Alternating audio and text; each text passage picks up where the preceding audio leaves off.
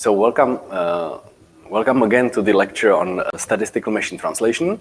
And today we're going to focus only on the pre-neural approaches to machine translation, but not the phrase-based ones. So we're going to talk about syntax in pre-neural machine translation. And here is the summary of the lecture today. We'll first somehow motivate for the use of grammar in machine translation, and we'll describe one very simple model of handling the core properties of syntax, some recursiveness of language of sentence constructions. And then we'll start with proper syntax in the linguistic sense.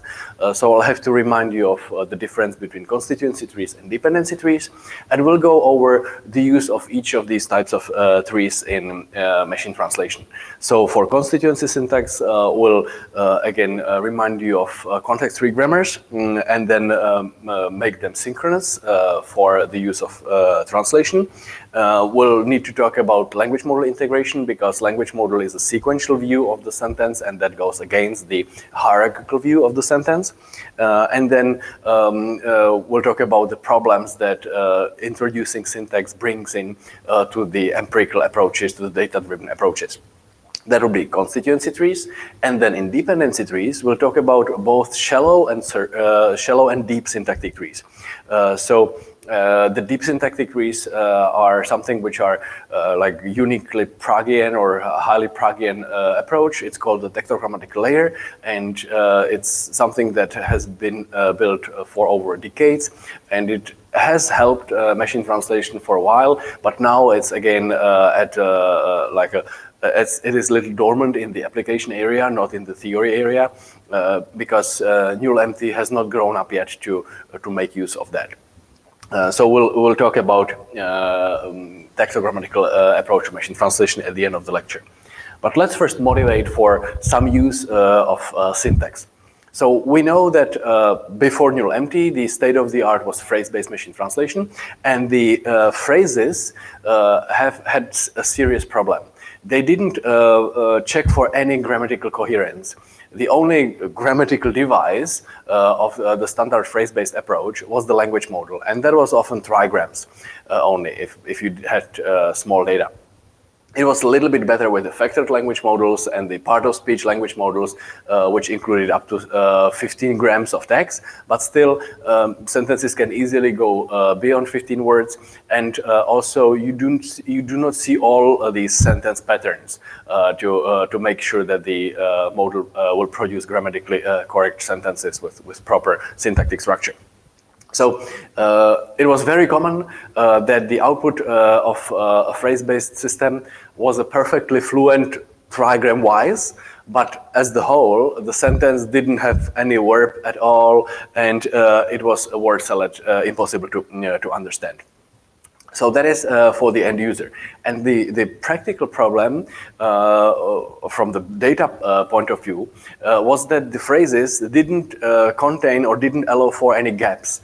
And there are language constructions which do need gaps. So you need like circumfixation. One of these examples is French. If you're negating a French verb for the translation of I don't know, you need to say je ne sais pas. This ne and pas, these two parts, need to be put around the verb. And you would need, ideally, one lexical entry with a gap for the verb. But if your system does not allow any gaps in phrases, then you have to memorize the negation for all the verbs. So in other words, you have to see all verbs in their positive and negative variant so that you would be able to learn how to translate them. And also, the reordering models were very weak, so there was no explicit linguistic information available to decide whether we are in a subordinate clause in German and therefore the verb has to go to the end and things like that. So there was no notion of grammar. All was only captured in the data. So the hierarchical model was the first one that tried to solve or tackle some of these issues, but it was a very simplified one. It's due to David Chang in 2005, and it is a very rough approximation. It only allows gaps in phrases, and that's it. So it will allow to translate the English do not something into n something pa, but it is not a grammatical model in the sense that it would check what fits into this gap. It only allows to circumfix the verb with something. But if you decide to put something different, not a verb, if you put a cat there, do not cat, then the model would happily translate it as ne shapa. That doesn't make any sense in neither of the languages. So it's not, this hierarchical approach is not good for validating whether the sentence has a grammatical structure. But if the input sentence has a good grammatical structure, then the grammatical structure of the source will be kind of preserved in the target. So for a good input, this is not a problem. And the phrase extraction is similar to the phrase-based approach. We'll see that in a second. But the difference is that you also introduce gaps to these phrases. So here's an example. In phrase-based machine translation, you start with a pair of sentences and the word alignments between the individual words, and you extract phrases, long and short, as all that is allowed by the data. So you extract this long phrase. Well, I cannot read Korean or simplified Chinese or what that is, but I can read the English here. So the translation of that phrase is have diplomatic relations with North Korea. So that's the long phrase translation. And we also have the short phrase translation, the diplomatic relations, and there is one symbol for, like one word for that of two symbols, and the diplomatic, and the North Korea, that's here, that's the North, and that is Korea. So this is the normal phrase-based extraction. Now with the hierarchical model, you also allow to subtract the smaller phrases from the bigger phrase. So you extract one more rule. Now let's call it a rule instead of a phrase, but it is a gappy phrase. This rule says that if you have this symbol and something, and that symbol and something, that can be translated as have the second something with the first something. So this is the reordering that happens here. So these gappy phrases were allowed to contain up to 2 gaps, and any other phrase, including like recursive structure, could be put into that phrase. So this hierarchical model models the recursive structure of sentence construction. But there is no grammar component. The only non-terminal here that is used is one single non-terminal X, and the only thing that you have is the co-indexation between the source phrase and the target phrase, so you know which part goes where. So this is the X non-terminal numbered in the source side and target side. So the problem is that in your normal phrase-based extraction, you already have a large number of phrases. You have the short ones, long ones, up to 10 words. And now you are also adding many more by subtracting varying shorter ones from the bigger ones. So the number of extractable words is too high, and you have to limit it somehow. So these constants that were used to limit it were very arbitrary. So the initial phrases were extracted as normal up to 10 words in a row, but the rules that were created were always limited to have at most 6 symbols. Some could be non-terminals, some could be terminals, and at least one of the terminals had to be aligned so that when applying that rule, the system would know when to fire it. There had to be some evidence in the input, and also it was not allowed to extract more than 2 phrases from a longer phrase. So that somewhat limited the number of extracted rules, so the files were manageable in size and would fit on the disk. But the search space was similarly cluttered because the same output could be constructed without any gappy phrases or with the full hierarchical structure. So there was even much bigger need for the hypothesis recombination that we have discussed in the phrase-based lecture. And we'll talk about this later. The language model is a non-local feature, so it was more difficult to integrate it into this new type of search. but we'll talk about it only in a second. So one reservation that people always had is that this is not a proper syntactic model. So why don't we move to proper syntax where the non-terminals have some linguistic meaning and where there is some restriction on what can be plugged into the gaps. So talking about proper syntax, there is constituency trees and there is dependency trees. That is two major classes of formal descriptions of the structure of the sentence. So constituency trees reflect only how the sentence is divided into smaller parts. So how the words can be bracketed. So that's the divide and conquer approach to understanding the sentence structure. Constituency trees are, when you see a tree, an analysis of a sentence, such as John loves Mary, in constituency trees, you will have these non-terminals in the inner nodes of the tree, and all the words will appear only as the terminals at the final row of the tree. And that corresponds to the bracketing, and the brackets can be seen as labeled by the particular non-terminal. Dependency trees on the other, there's one important thing. If you indicate for each of these constituents what is the most important part of that constituent, the so-called head, the something that governs the whole structure beneath, if you mark the constituency trees for heads, then you can convert them to dependency trees. So in a sentence which has the subject part NP and the predicate part VP, the more important part that controls the structure of the sentence is the predicate part, the VP. So that's why it's the head. And within a VP, the predicate part of a sentence, we have again two parts. One part is the verb itself, and another part is the object in the sentence.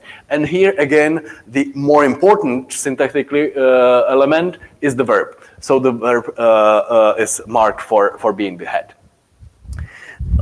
In dependency trees, you are representing only the relation between the words. So you kind of pull up the head word up to the very root of the tree, and then the other nodes remain hanging underneath that. So we can draw that dependency tree in this way, in one of these two ways. The important thing is that there are no non-terminal labels on the internal nodes. So there are no non-terminals in dependency tree. There are only terminals. You are only indicating which words belong to which.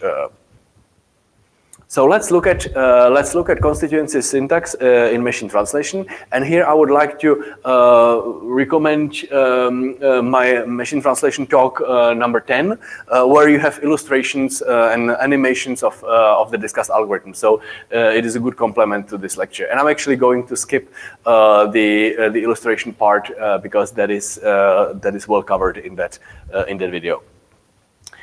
So context-free grammar is the formal device to describe the constituency syntax of the sentence, and context-free grammars are a way how to specify an infinite set of valid trees as opposed to invalid sentences with a finite set of rules. So we have already come across the first rule that the sentence has two parts, the subject part NP and the predicate part the VP.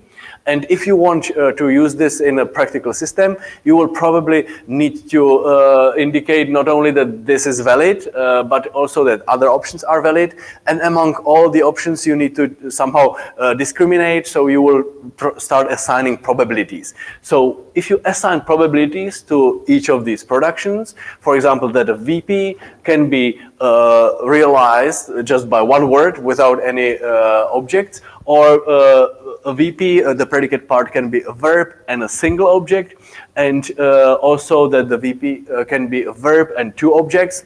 One could be called direct, one could be called indirect, whatever. Then you would indicate which of these productions are more common in your data. And if you have a linguistically annotated tree bank, so if you have a big collection of manually created trees, then you can simply count how often each of these productions was used by the linguist, and you will simply normalize the observed counts of VP being further expanded into V, and you divide it by the total number of observations of VP, and that's it. This normalization, that would be the maximum likelihood estimate for each of these probabilities. So you have a set of rules. Each of these rules has some probability assigned. So it is very easy to specify the probability of the whole tree given the input sentence. And you define that simply as the product of the rules that are necessary to produce this sentence from the starting non-terminal S. So this is a language model, if you wish. This is a language model that considers the syntactic structure of the sentence, assigns a probability to the analysis of the sentence given the sentence. So this is another view of the grammatical correctness of the sentence,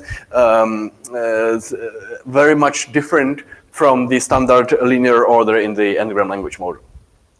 If you are processing a given sentence, then the standard way is to parse it. Parsing is the process of finding a syntactic tree for a given sentence, and the most known, or the best known parsing algorithm is the CKY or CYK algorithm.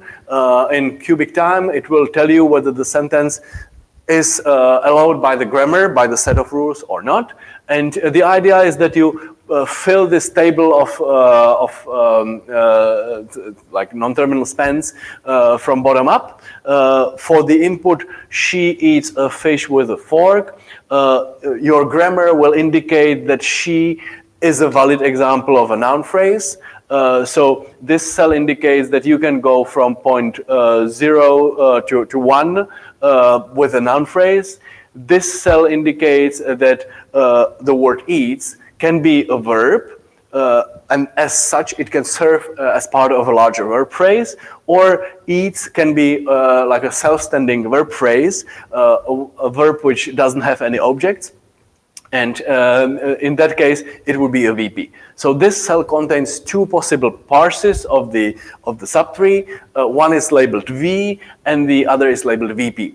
So this table of items, that is the set of states in the parsing, and each cell corresponds to a particular span in the sentence, and the items listed in that cell are all the possible analysis of that. And then higher up in the tree, there are cells which indicate that, for example, this VP was constructed by combining this V and then this NP together. So that is, this VP corresponds to eats a fish. And then this last VP corresponds to eats a fish with a fork. And the final sentence is constructed by combining the NP and this VP. She eats a fish with a fork.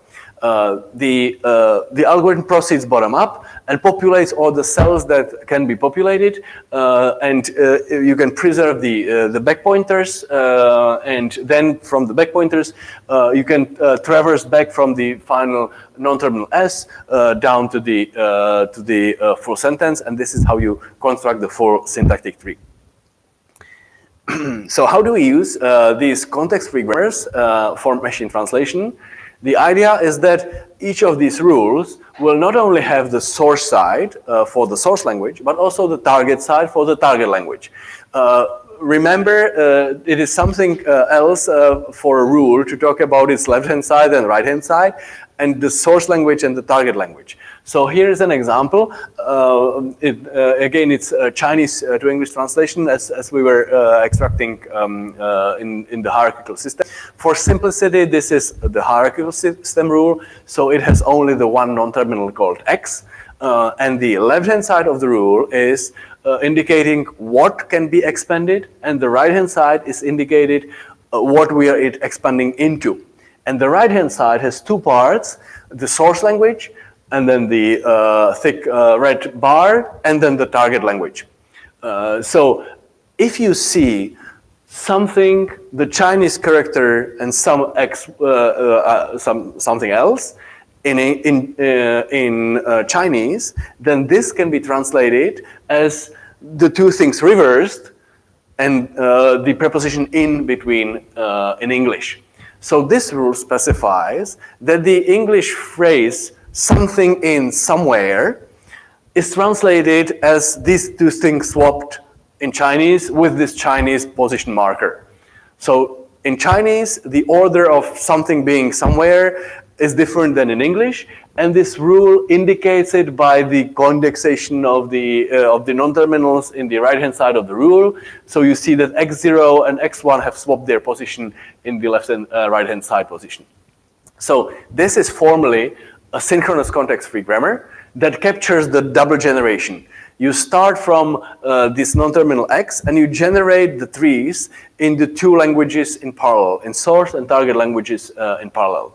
The problem is that the non-terminals in the whole tree have to match exactly between the source and target languages. So if we had this John fell in love with Mary, and in Czech, if you really wanted to, and you represented Czech with the constituency tree as Jan miluje Marii, then there would be no way to map these two trees together with a synchronous context-free grammar, because the English tree is deeper. The number of productions or number of rule applications in these two trees is different.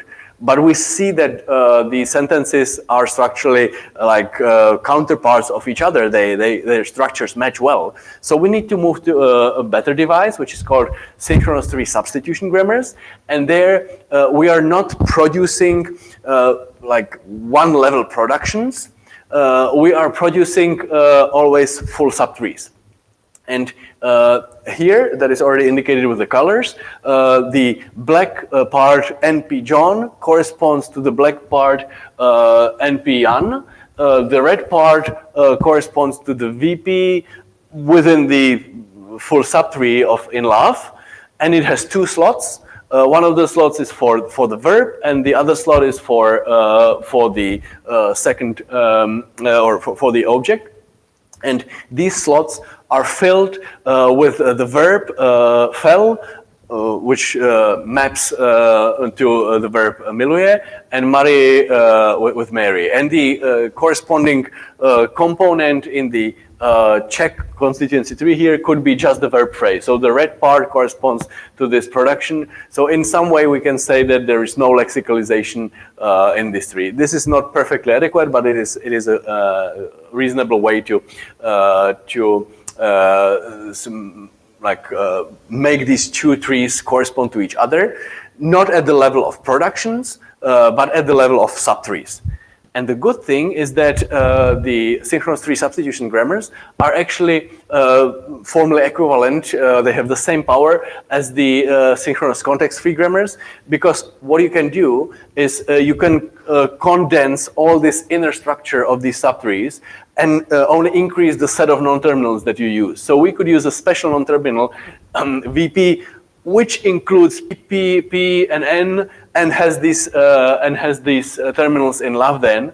And this special single non-terminal can be used in one single production, and it will immediately correspond one-to-one. The set of productions in this condensed tree will match across the languages. So synchronous tree substitution grammars are the way to map to each other two constituency trees, even if the set of productions is different. If the two trees are very different, you would have to resort to a very large rule, which says, well, digest this whole left-hand tree, the whole source language tree, and consume and produce the whole target language tree. But that is not the type of generalization that we are after, obviously. Yeah. So now let's discuss how this device of synchronous tree substitution grammars or synchronous context-free grammars is used in machine translation. Here is a summary, and the main point of this summary is to illustrate how the language model plays with the procedure. So the idea is that you will be translating while parsing. You are given a source sentence, in Chinese, you have these rules which have the left-hand side for productions, but in the right-hand side they have the source side and target side, and you use the source side of the productions to do the parsing. So you are validating the correctness of the input sentence, and while doing so, you are putting together the target language parts based on the target language side of each of the rules, and that builds the output sentence in the target language. So in contrast to the left to right processing in phrase-based MT, where the input was digested in any order and the output was produced left to right and you had these multiple hypotheses, here the input is digested bottom up and the output is produced in the exact parallel bottom up fashion. So this is a very different style of processing, and this style of processing also works with the with the search space. So in the CKY algorithm, you also have the search space of possible parses, and these parses now are not only parses of the source, but they are also constructions of the target. So you're searching over all the possible constructions of the target that are licensed by the gradual digestion of the parts of the input. And we need to integrate the left to right language model with that in some way. And that is the hard part. So here is the full sentence. I know it's too little to read, but I'll zoom in a second on that. So we have the Chinese words, and we have the gradual application of rules here, and we are putting together the target parts of the sentence, and at the end, when we have digested the whole input sentence, there we already have the full construction of the target side. So let's zoom into this part where we're translating this input. Well, I obviously cannot read it. This thing which corresponds to China, this corresponds to the in, and this corresponds to Beijing. And we had already the example of the rule. So the rule that will be used here is the rule which says that these two phrases, China, something, Beijing, in this order with this symbol in between, that can be digested and that will create a valid component in the sentence. And the corresponding translation in English is first the city name, so the element which was previously the second one, then in, and then the country. So this is the step in which a contiguous span in the source sentence is digested, and a contiguous span in the target language is constructed. And we know that we want to score all contiguous sequences. We want to score finally the whole target sentence with an n-gram language model. So what we have to do is to provide the language model with sufficient information so that it can score these partial hypotheses. So when we're producing when we are first digesting only this China word, then we create only one word, the China, in the target language. So there is nothing that a trigram language model can score here. And similarly for the Beijing. So for these partial translations, no language model score was yet applied. They also do not compete with each other because each of them translates a different part of the source sentence. But if there were multiple translations for China or multiple translations for Beijing, these would compete against each other based on the translation model scores only and not on the language model scores. It is only later, when we put these phrases together, that trigrams emerge on the target side. And it is important to realize that we cannot do the scoring based on the language model before we actually use the rule that puts these two things together, because the rule has the power to swap them. So without that rule, if we're not at this rule yet, we would not know whether the English n-gram would be China Beijing or Beijing China or Beijing in China or Beijing within China. It is only after the rule has been applied and after the rule has put these two items together to form the bigger item, and this bigger item then already includes the information that it will be produced on the target side as Beijing in China. So that is the new trigram that gets created at this point, and only then this can be scored. So only at this point the hypothesis will be scored more reliably, including the language model information. So the notion that you have to also like get at this slide is the notion of state splitting. So we have seen the phrase, the table of constituency parsing, the CKY parsing, and there we have the search space with the states. So the states were labeled with the non-terminal, and each of the states indicated that from this position to this position, there is a valid derivation that covers the whole span, and that valid derivation is of type NP. In other words, this span in the sentence can be interpreted as a noun phrase. So that is a state. Here, this is the hierarchical modal example. So here the non-terminal is very boring. The non-terminal is always X. So when we have one state in the hierarchical model, it will only say, yes, there are hierarchical phrases that allow us to cover this span in the sentence. So that is indicated by this X here. That X indicate that from position 3 up to 6 or just before 6 in the sentence, you can process this with your rules. So it is a valid, according to the grammar, according to the rules extracted from the corpus, this is a valid sequence of Chinese words. The model understands this sequence of Chinese words from 3 to 6. And because it's a hierarchical model, it just says, yes, it is a valid thing, it is an X. We're not saying whether it is a prepositional phrase or noun phrase or whatever, it is just an X. This state label, the X going from 3 to 6, is good for checking whether the whole sentence can be processed. So if we at the end up with an X that goes from 0 to the last position in the sentence, we know that this sentence is understood by the model. But it is not sufficient for the language model scoring. And that is the idea of state splitting. So we have discussed this with the phrase-based empty approach when we were talking which of the features for scoring are local and which of the features are non-local. Local features decompose along the units of the search. Here the units of the search are these items, and they are like put together according to the rules.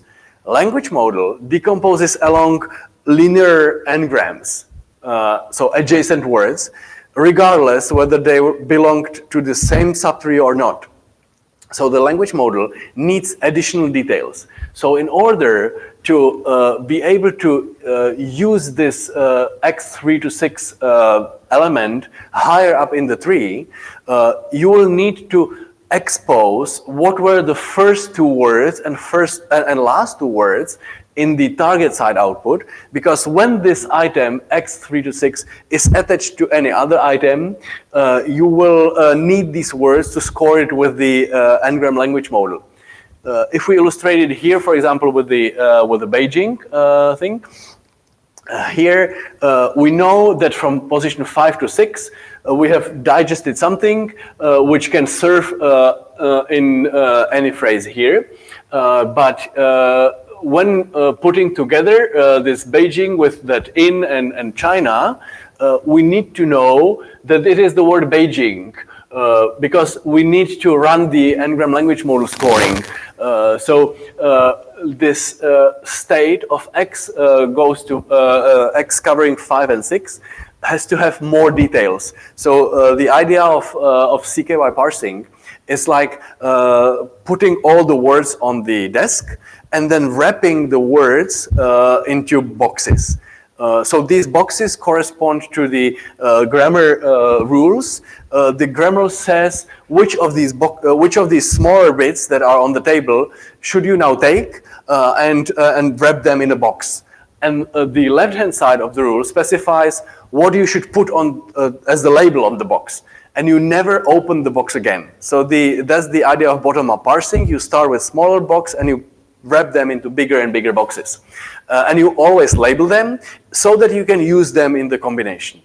Now, for the purposes of the language model scoring, on your box, you must put not only the label of the non-terminal, but you also need to put there the exact words that the hypothesis ended with and started with. So that if you use these two boxes, so this rule says, consume this box for x0 and this box for x1, then use these boxes on the target side. But on the target side, the language model will ask, okay, what is the word between in and what is the word after in? And if your smaller boxes had only the X as the label, you would not know. You would not know what the n-gram was. So the state splitting is the idea that your search space, all the labels of the boxes that you have on your table are split to contain more information. Normally, you would have only one label for X that spans from 5 to 6, but now you also need to have different versions of the box. If there is Beijing or another synonym for that, or another word covering that. So the state splitting is the idea that your search space is larger, your state labels are more fine-grained, as is needed by the further processing in the system. This is exactly the problem with the history and the hypothesis recombination that we discussed in the phrase-based MT. Except in phrase-based MT, it was all left to right. Now it's all bottom up, so we have like two ends of history that needs to be taken care of. So that is the bottom-up parsing used for machine translation. So machine translation done by parsing. And the example that we had on the previous slide was still linguistically inadequate. It was not proper syntax. It was just the hierarchical model.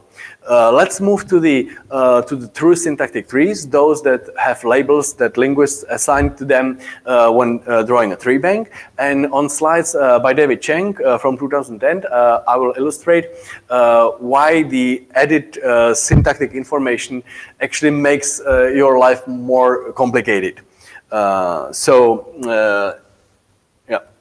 So here is the idea. The extraction of phrases now in the synchronous tree substitution grammars is that you, as your input, have not only the sentence and word alignments, but you also have the trees of the source and target sentences.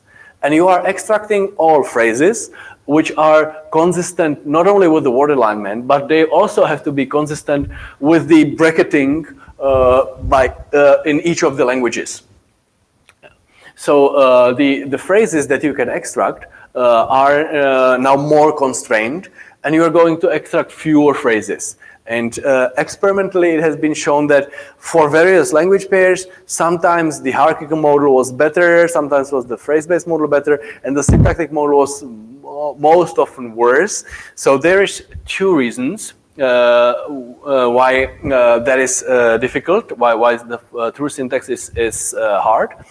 The reason is that you are losing some of the coverage of your rules by these additional constraints, and you are not licensing the rules to be used. So in short, syntactic approaches compared to the phrase-based approaches or the hierarchical approaches suffer from too few rules in your extracted rule tables and too few licensed derivations.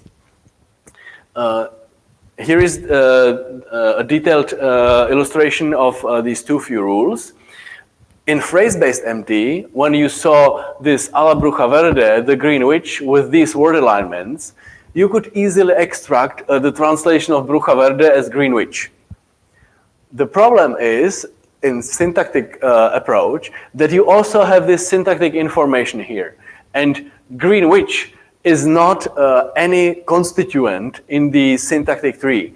Like, there is still the determiner dangling around.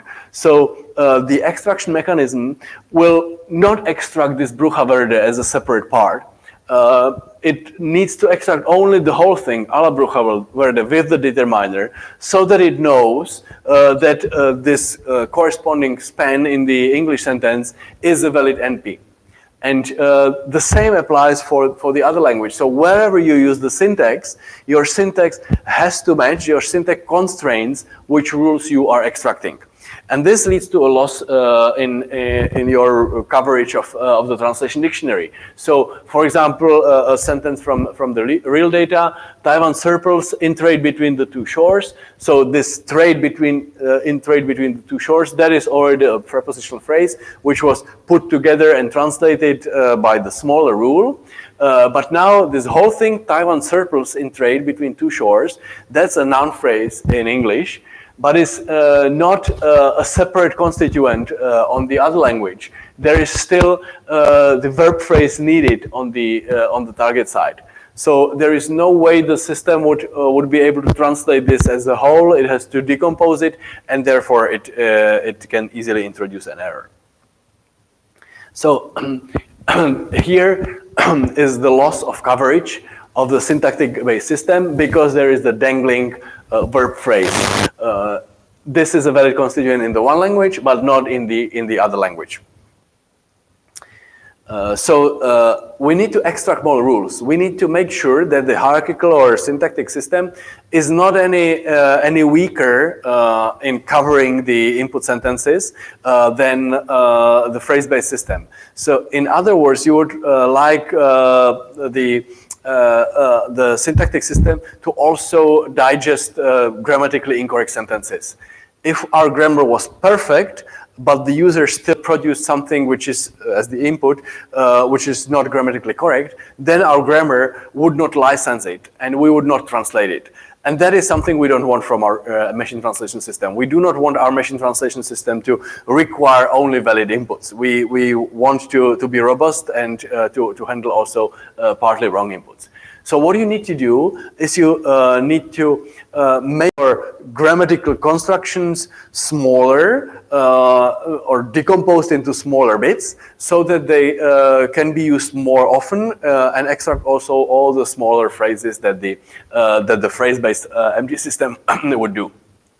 So here, instead of having this whole IP phrase as one element with four parts, where the VP was dangling and we could not extract it, we binarize it and head out. This is exactly the heads that I was talking about on the first slide when talking about constituency and dependency trees. So every production that has more elements than two will be converted to a sequence of binary productions, and that will give you more points where your alignments can match with these subparts. Some of these binarization steps are not well motivated from the linguistic point of view in the constituency syntactic tree, but they allow you to extract phrases which would otherwise be non-reachable for the system. So that is one. So there were multiple approaches how to do it with the binarization. Another approach was to construct artificial phrases just by putting the pieces together, regardless whether there is any linguistically motivated component. So that was the syntax augmented machine translation by Ashish Venugopal and Andreas Solman. So here the linguist would be crazy from seeing that someone says that this Chinese phrase corresponds to the combination of noun P, PP, and noun P. That's not a linguistic constituent in any sense, but it is a useful unit for the purposes of translation, because that is what the people have written. So this is like a non-terminal generated just based on the data without any support in the grammar. But this approach allows us to process also non-grammatical sentences. So one problem was too few rules, and now another problem is too few derivations. So here it can easily happen that we have seen in our training data syntactic trees with some particle element that had one non-terminal. But then in practice, something else is there. So more than 20 men or more than 20 cats is an example from which we would extract this upper part of the tree. More than 20, a noun in plural, like NNS, that means a noun in plural. But now, suddenly in our sentence, we do not get a single word element like cats or man. We get a phrase, a multi-word expression of checkpoints. And technically, this checkpoints phrase is analyzed or is processed in the previous processing in the bottom-up parsing to make an NP. So now the problem arises that we would need to plug this NP into the slot which expects the noun itself in plural. And there is no way to plug that together because the synchronous tree substitution grammar expects the non-terminals to match when you are plugging things together. So that is a problem where on the fly, you are not licensed to use the pieces. You have the pieces to cover your input, but your rules do not allow to plug them together. So again, to make this robust enough to the inputs, you need to relax this. So in STSG, you allow only matching substitutions. In hierolike, all the non-terminals were the same one. So any substitution was allowed. And in proper syntactic approach, which is, however, robust enough to handle real inputs, you need to have this flexibility. You need to allow to plug in even things which do not match very well, but still maybe with some little cost, you should allow them to match. So that's what David Cheng's paper was about, how to make the model flexible and allow it to do some of these substitutions, but not all of them, only based on the substitutions that are needed for the data. So what penalty should be paid when we are plugging in something which the grammar doesn't anticipate, but the user still said. So here is a brief summary of the constituency syntax in machine translation. Constituency-free, context-free grammars can capture syntax of some languages, and in a second we will see why Czech needs another device. We have described how the translation is done by parsing the source. So translation is the chart parsing bottom-up approach. We digest the input, smaller pieces are combined with bigger pieces, and then when the whole sentence is covered, you have also the construction of the target side. The target side is constructed in parallel with this consumption of the source. A hierarchical model is a simplification which uses only one non-terminal, and we have discussed how the language model is integrated by state splitting. So in the bottom-up parsing, you need to keep record of what is in the boxes, which words exactly are in the boxes, so that when you are putting the smaller boxes together with the bigger boxes, your language model can run over all the words and score it. If we use the proper labels, proper non-terminal labels in the syntactic trees, then you need to do these tricks such as binarization to extract non-isomorphic trees, and also you have to allow fuzzy matching so that these pieces can be put together even if the input was not perfectly grammatical, or even if our training data did not cover that particular example that this user used. So let's now move from constituency syntax to dependency syntax. And again, there is another empty talk related to this. Again, I can recommend it for an illustration and animation. To summarize the difference, I've already sketched briefly that constituency trees represent the bricketing, how adjacent constituents are put together to make these bigger units. So there's this divide and conquer approach and never look in between.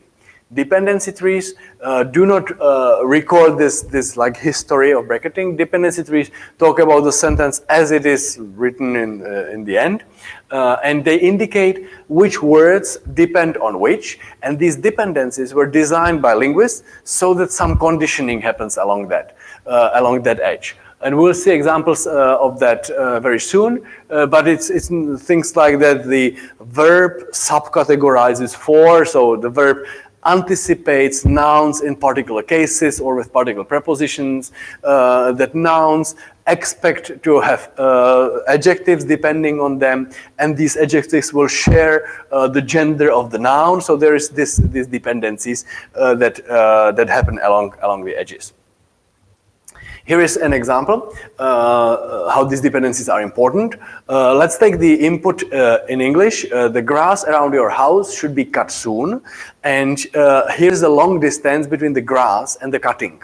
If you translate this sentence with Google, and that is several years ago when the system was phrase-based, then the translation was trávu kolem vašeho domu by se měl snížit brzy.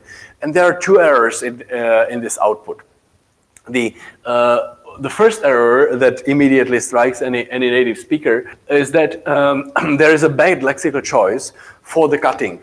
So the English verb cut is very unspecific, regardless whether you are cutting taxes or whether you are cutting bread or grass, you will still use the same verb cut. In Czech, we are much more specific. Part of the semantics, like how you are cutting the things, is reflected in the choice of the verb. So the translation equivalence for cut can be sekat, snížit, krájet, řezat. That's similar as in German. You have many variations of the word go, depending on how you go there, whether you swim there or take the boat, or you go by car or go by horse. That will be all different verbs in German. So in order to choose the correct translation for cutting, you need to realize that it was grass that was being cut. But the grass is far away in the sentence. And actually, you see that around your house, that's already a long phrase. And you could, in principle, pump many words in between. You could say more details about the house and like maybe behind the house or behind the garden, which is there. So you can easily pump many words between the grass and the cutting, and you can push these two words too far away, beyond any limits of phrase lengths. So this is a long-distance dependency. A long-distance dependency is something where the syntactic structure of the sentence allows you to separate these words far away. So that is one error was the lexical choice. The other error was related to the case of tráva. Trávu kolem vašeho domu by se měl snížit brzy. That is related also with the verb, but not with its lexical choice, but rather with its passive or active form. If the sentence is translated into Czech as active, that you should cut the grass around your house, then the tráva serves as the object there, and it has to take the accusative. If the sentence is passive, like the grass should be cut, then tráva serves as the subject in the sentence, and as such it needs to be in nominative. So there is again, regardless this cutting and the particular passive-active choice in Czech on the target side, the case for the tráva has to be decided. So you see that the words grass and cut are very far away in the adjacency sense, but in a dependency trees, they are neighbors. So regardless how many words you pump in between, there will be one edge connecting the cutting and the grass. So the context in the dependency tree is like better at predicting the lexical choices and the choice of the grammatical categories than n-grams. You would need very long n-gram to cover this. At the same time, it is true that the adjacency is very much reflected, or the dependencies are very much reflected in adjacency. So if you take a Czech tree bank with manual trees, then 50% of the edges will actually link neighbors. and 80% of edges will fit in a 4-gram. So that means that phrase-based translation is a very good approximation of the dependency approach. Dependent words are very often close or next to each other.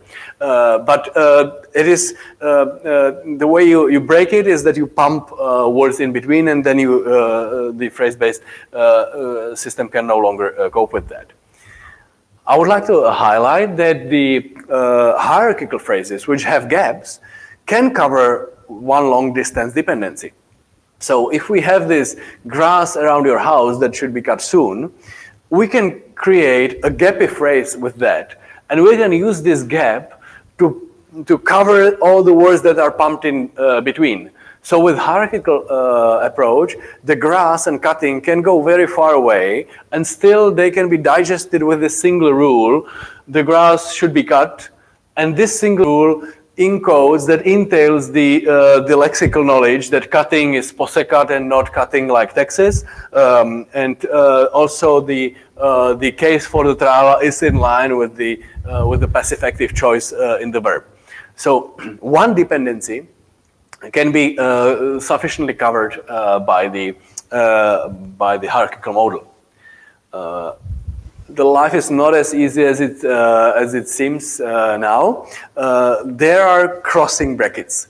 So let's discuss the non-projectivity. What does happen in many sentences? It does happen in English as well, but it is much more common in Czech. Words are sometimes like reordered in a way which does not allow to use the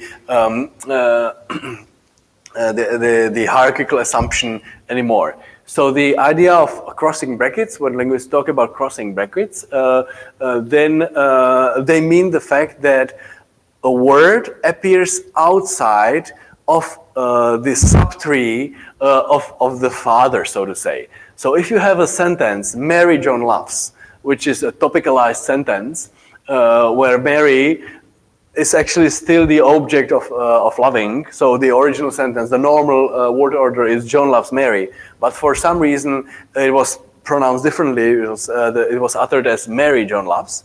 The classical constituency tree for this sentence would be a little bit strange. It would say that the whole tree is like a topicalized sentence as prime, and it consists of the topic, Mary, and then the normal sentence where the normal grammatical rules for constituency trees apply.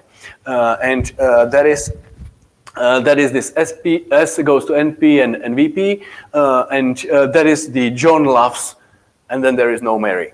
So how to handle this? Linguists introduce traces.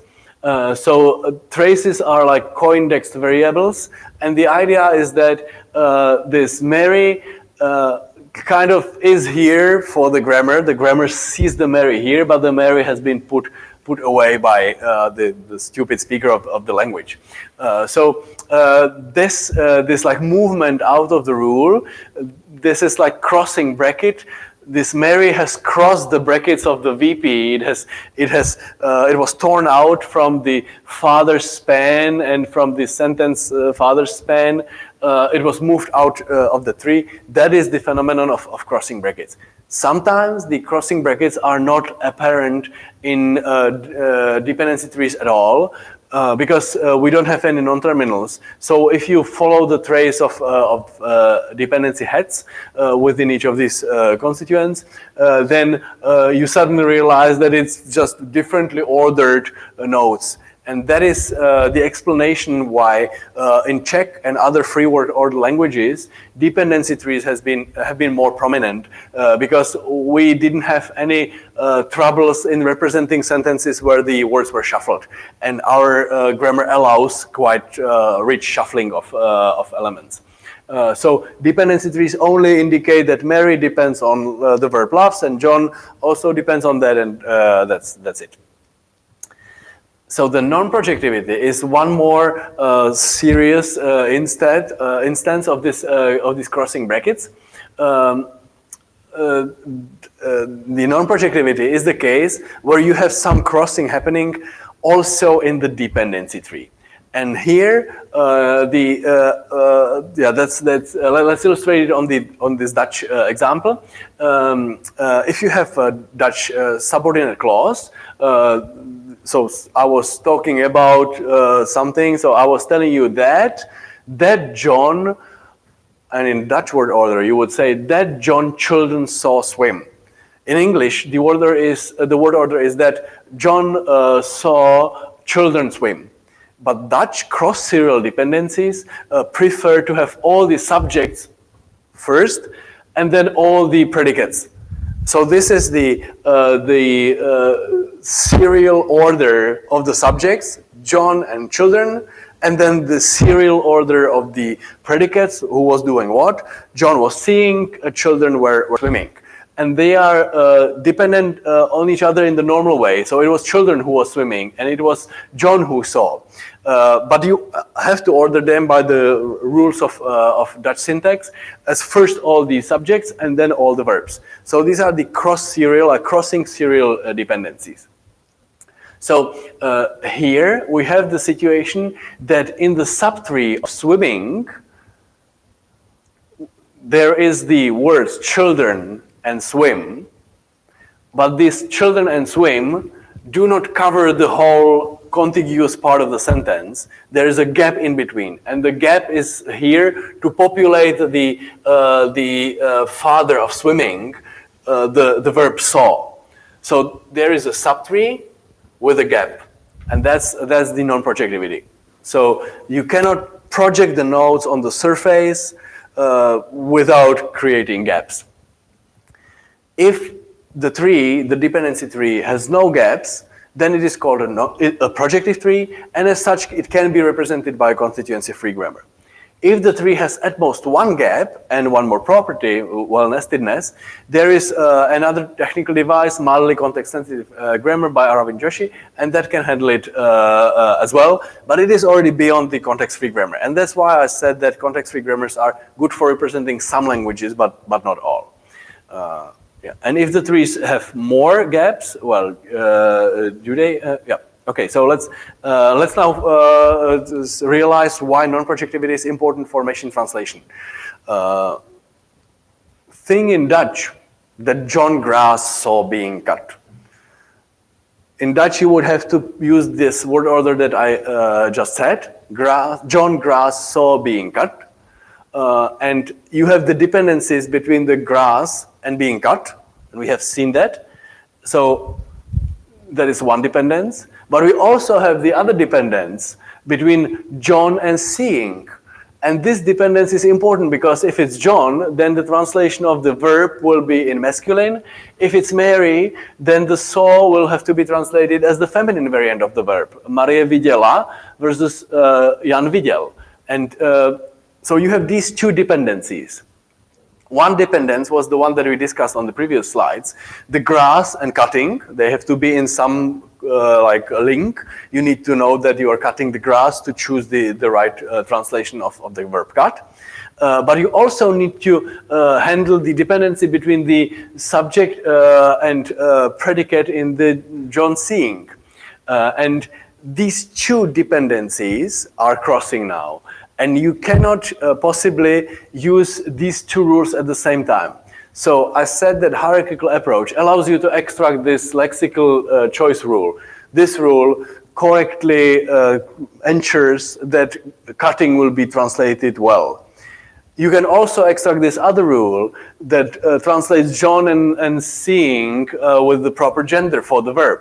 But you cannot use these two trees at the same time in the parse tree, because either you use this tree first, and for that you already have to have the saw being digested and packed in a box, and then the other element, this John, sits outside, and there is no way to unbox the packed thing already.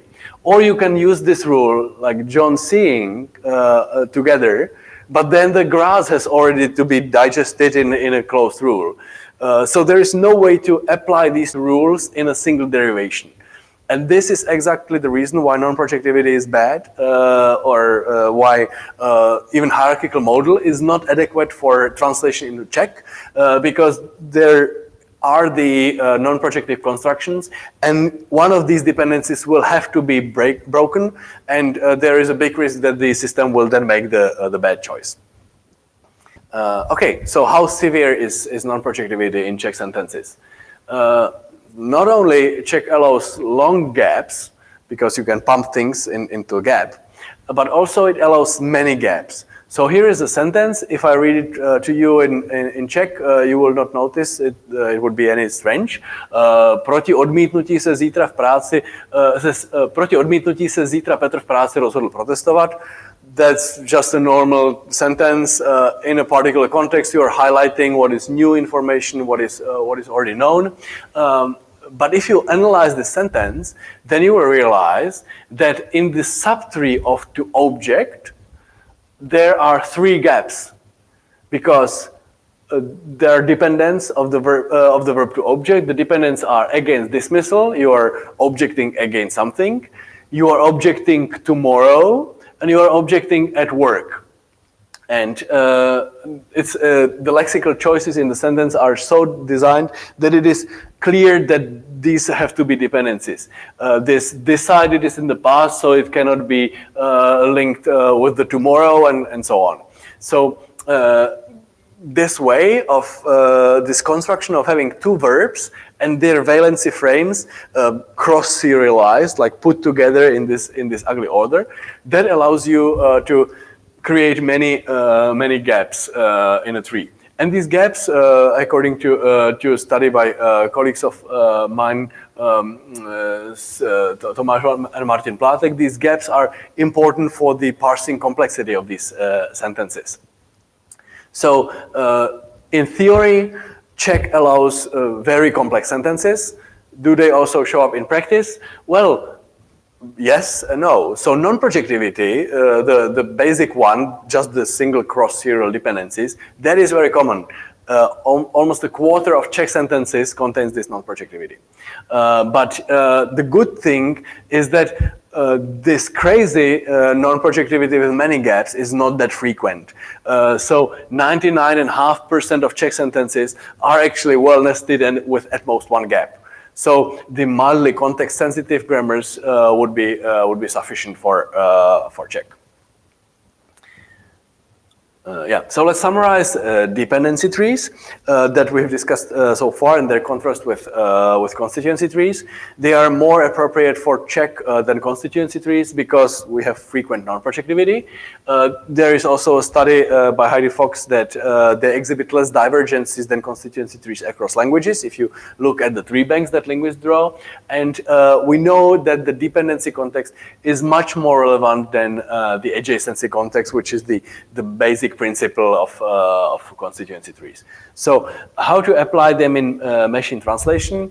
The idea is that you will observe a pair of trees, now dependency trees, so there is no non-terminals, and you decompose these trees into smaller treelets, and you extract these treelets. So you will have like a dictionary of treelets, and you can use the substitution, tree substitution grammars to synchronously use these treelets on the source side and target side, and cover the source sentence and build the target sentence as you go. So my thesis several years ago had this goal to transfer, so to do translation with the syntactic trees using the synchronous tree substitution grammar approach. And I actually wanted to use it both at the surface syntactic level and also at the deep syntactic level, which we'll discuss very shortly. And also I could go from the shallow on the source side to the deep on the target side and so on. So the approach was designed to be applicable or planned to be applied at any of these layers of description. I'll tell you how it ended up when I indeed applied it. But let's first talk about deep syntax. And again, there is a dedicated empty talk to that. some motivation for deep syntax or the particular tektogrammatic layer that is being created and polished in Prague. And then I'll briefly talk about the tektogrammatic layer, how I applied in my thesis with the STSG approach, and well, why it failed.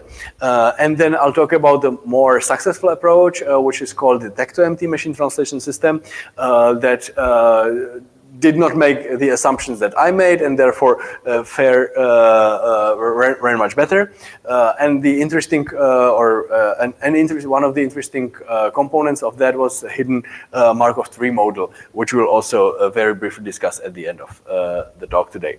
So the tektogrammatic layer, that is a long-standing theory. The theory was first, it goes back to the Panini grammar and like thousands of years of linguistics, but formally it started to be formulated in the Prague linguistic circle in the mid-war era. Then in the 60s of the previous century, it was really written down as a form of theory.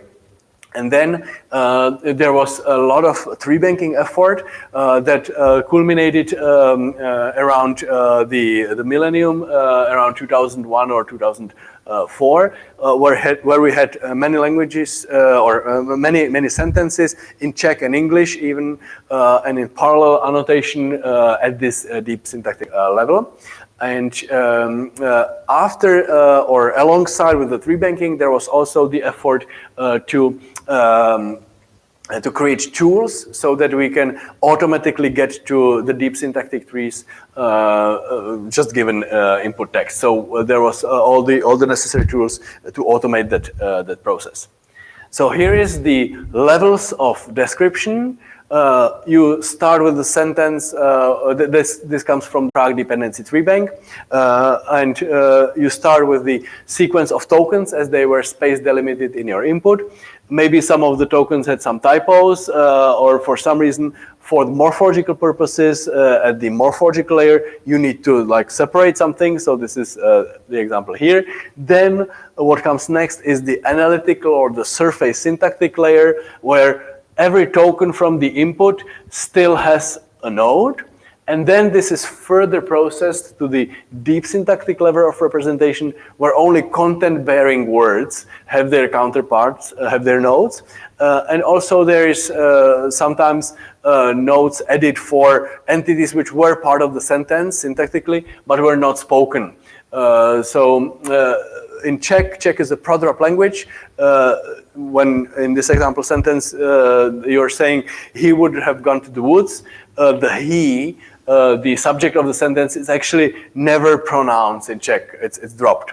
But we know that someone was going to the woods, so there will be an actor for the subject kind of at the tektogrammatic layer, and that has been later prodropped. So that is an example of the node that was added. So here's a comparison of the analytical, the surface, and tektogrammatic, the deep syntactic level of representation. When you are moving from the analytical to the tektogrammatic, you need to hide all auxiliary words, and maybe the information that they bring is stored in some attributes, and then you resolve active and passive voice and other things, and you could even do things like coreference, like pronoun links, that this particular it actually refers to something which was uttered in the previous sentence. And this type of annotation is still ongoing. We are still building further and better annotated trees with more details. So here the example was, to by se mělo změnit, it well, should be changed. That's the English counterpart. But the auxiliary words are very much language specific. So there is not really an English counterpart for this be. That's just conditional particle, and this se, the reflexive or passivization particle. So there is not a big correspondence between the Czech auxiliaries and the English auxiliaries. If you look at the tektogrammatic tree, you have the predicate. That's the changing, and there is the attribute that something should be changed. That's the modality of that. And this change has two elements, or this event of changing has two participants, and one of them is the actor who should change it, well, someone who should be changing things, and also the pronoun for the it, of what should be changed. So that's the actor and patient in the event. So if you look at the Czech and English sentences at the surface syntactic level, this to by se mělo změnit, this should be changed, then the trees are very different. We have in this sentence we have more auxiliaries than in English, and the auxiliaries do not match with each other well. If you look at the tectogrammatical trees, they are structurally identical, they are isomorphic.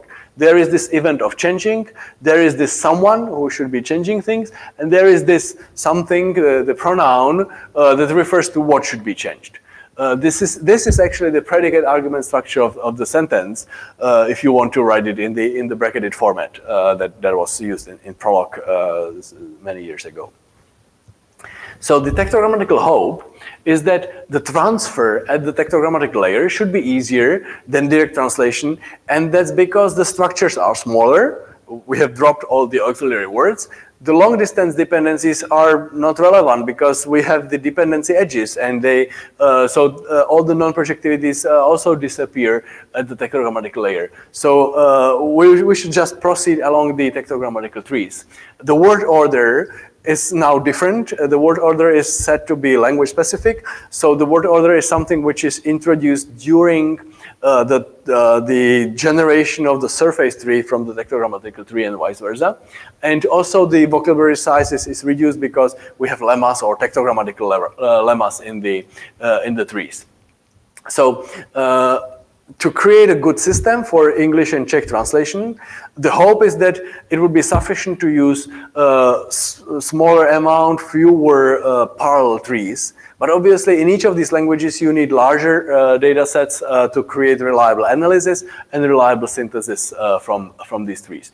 And also, there could be the fancy features like coreference that would be tangible with this. So in my approach, I had this idea of the synchronous tree substitution grammars, replacing the red subtreelet with this smaller English subtreelet. This is still the analytical, the surface syntactic trees. I would decompose the input into treelets.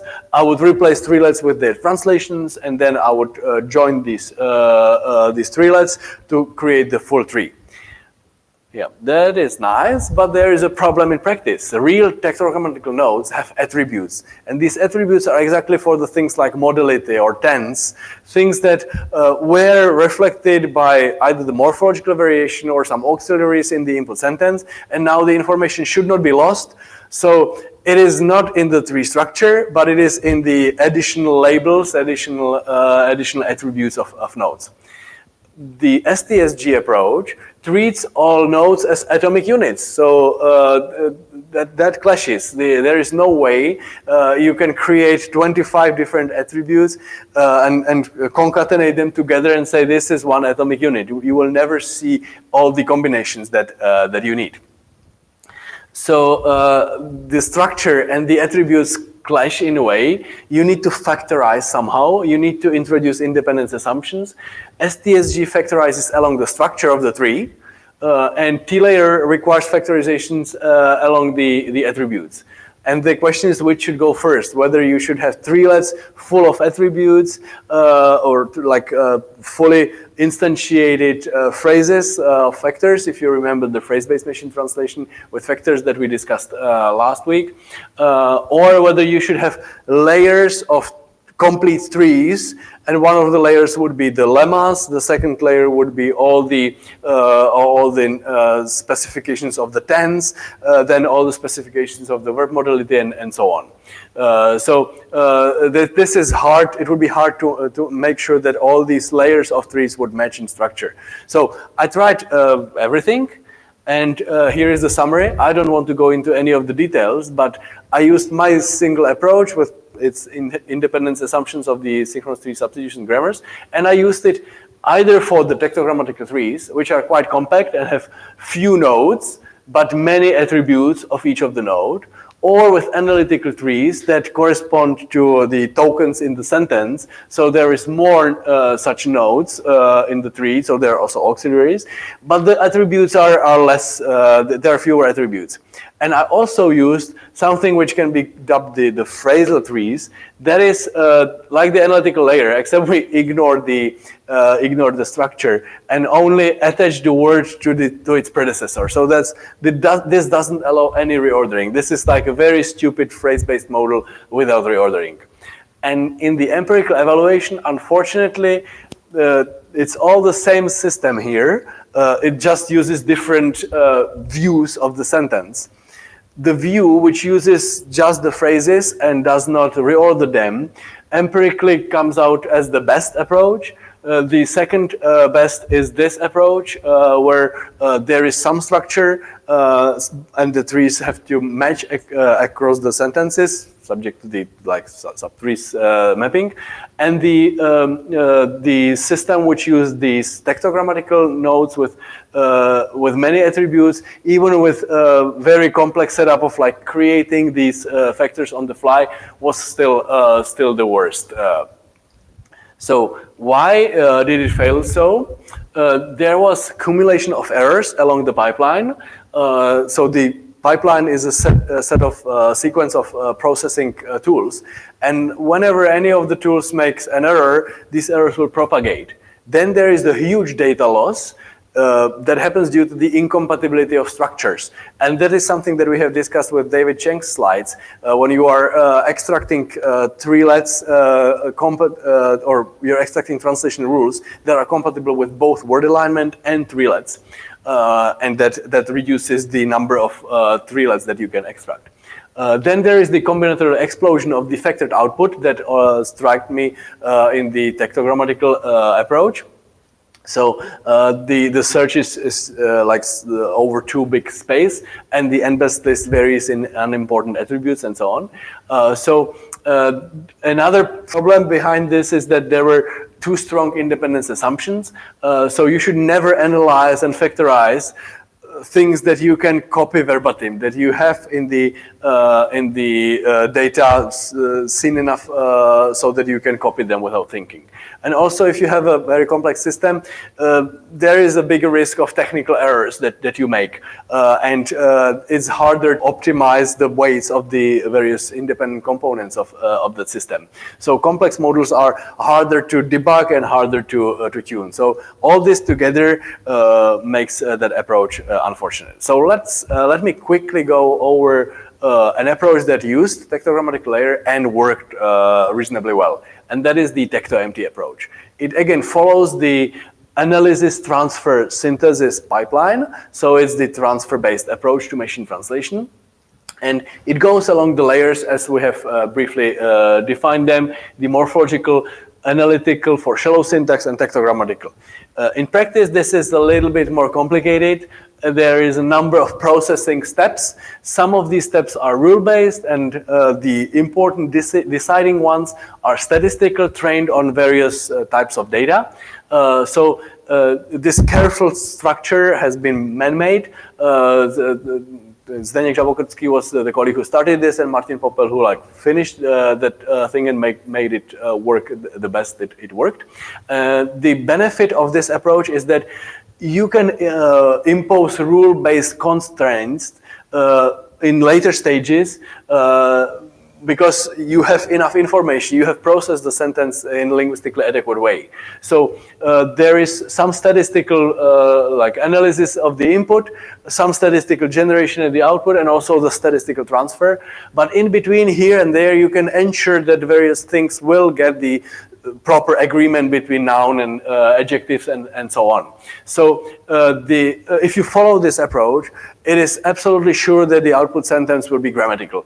But there is risk of errors along the pipeline in various ways.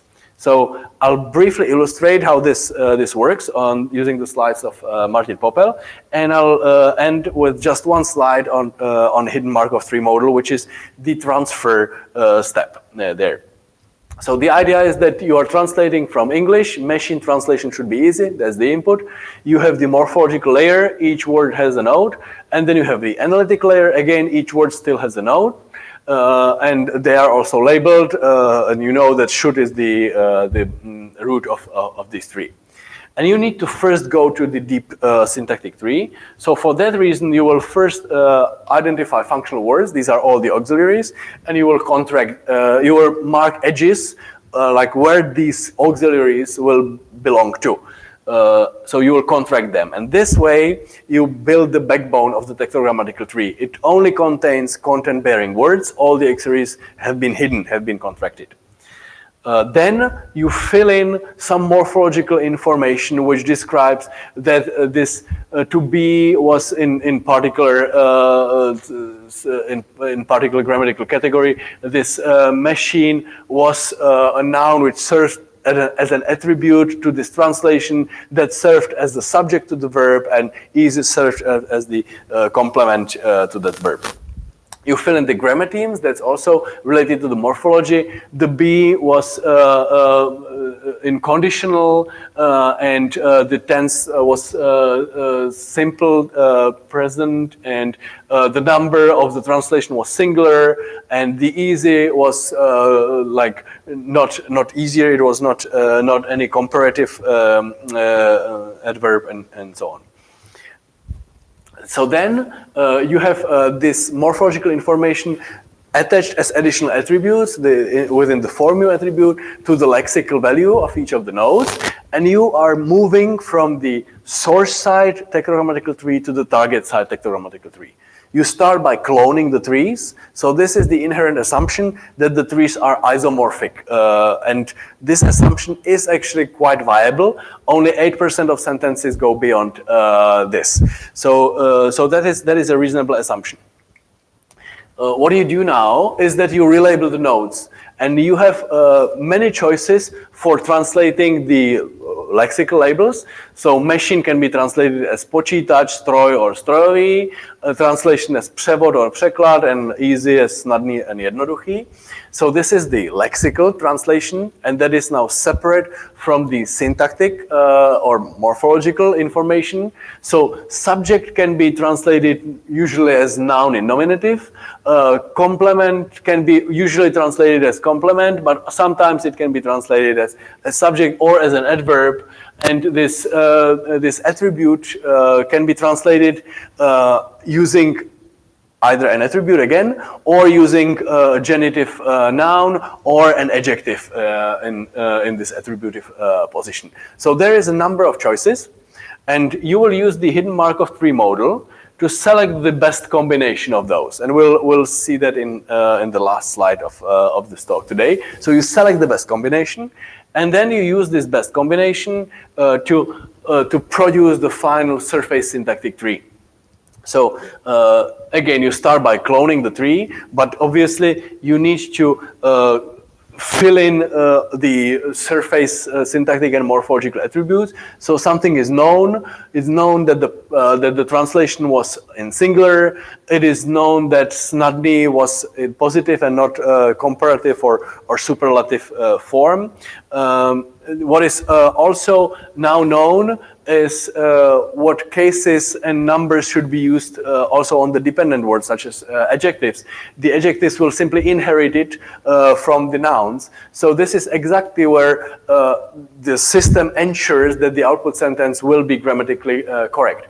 And this is where the linguistic knowledge is applied, and it can be applied because we have this explicit representation of the sentence. Then you need to add functional words, and then you reorder the sentence as needed. This reordering can, by the way, introduce non-projectivities. So there is, again, something which previous approaches could not ever do.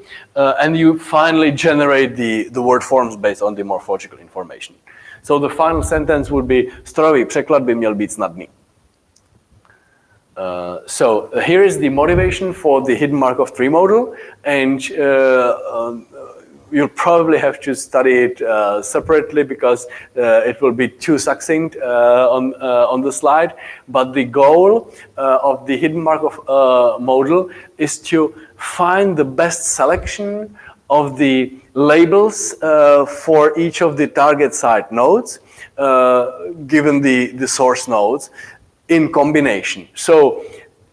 So far, we have arrived at this target site tectogrammatical tree by translating each of the labels independently of the context. And now we want to take the context, the surrounding nodes, into account so that we select the best combination of the labels.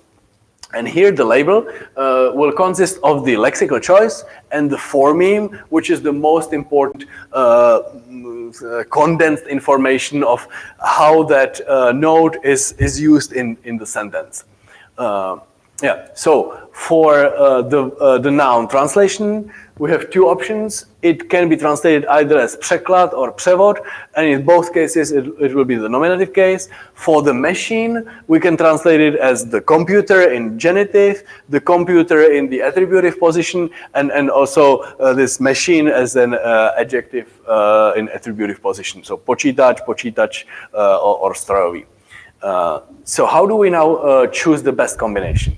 So the idea is to use something which is very similar to HMM tagging. In HMM tagging, you have a sequence of words, and you assume that there was some hidden sequence of states. There were multiple possible states for each word, and you are choosing the best choice, the best state for each position, so that the overall sequence is the most likely. This is the very same thing, except that it's no longer a linear thing. It is a branching structure. It is a tree. And you proceed through the tree bottom up. And so you have now the translation goes from Czech into English. So you're choosing between different possible translations of the word. So překlad can be translated as translation or arcade. That alone has some probability. Překlad is maybe a little bit less likely, depending on what we have seen in our training data. Translation is a little less likely than arcade. For the word překlad, arcade is like from the construction of buildings. And strojový can be translated as machine or engine. And again, in our data, engine happened to be like separately the more probable translation. But now, if you combine these words together, engine arcade or engine translation or machine arcade, all these combinations are jointly less probable than the choice of machine translation. So this is where the choice of labels of individual nodes is heavily influenced by their context. So in the hidden Markov tree model, you assume that the observed sequence is the, well, not sequence, but branching sequence is the tree of the source sentence, and that the hidden states are the labels, the possible labels of each of these nodes in the target language. And you are making choices in the target language so that these hidden states together form the best combination. And there are two components to this. One is the red arrows. These are kind of the counterparts of translation. This is the translation model, because these are the probabilities that link together the source words and target words and how often they co-occurred in a parallel tree bank. And they correspond to the emission probabilities in the hidden Markov model. So from which state, which output word was emitted. That's the emission state. And then you have also the probabilities of co-occurrences within the target language only. So that is the kind of language model view of that sentence. And that corresponds to the transition states, the transition probabilities in the hidden Markov model. So you consider all possible combinations. in a bottom-up fashion, and you will end up with the best choice, so that overall the sentence, the optimal tree, uses a particle choice of each translation candidate within each node.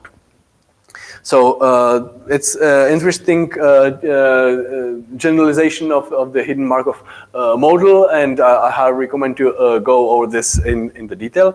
But we have to finish the talk for today.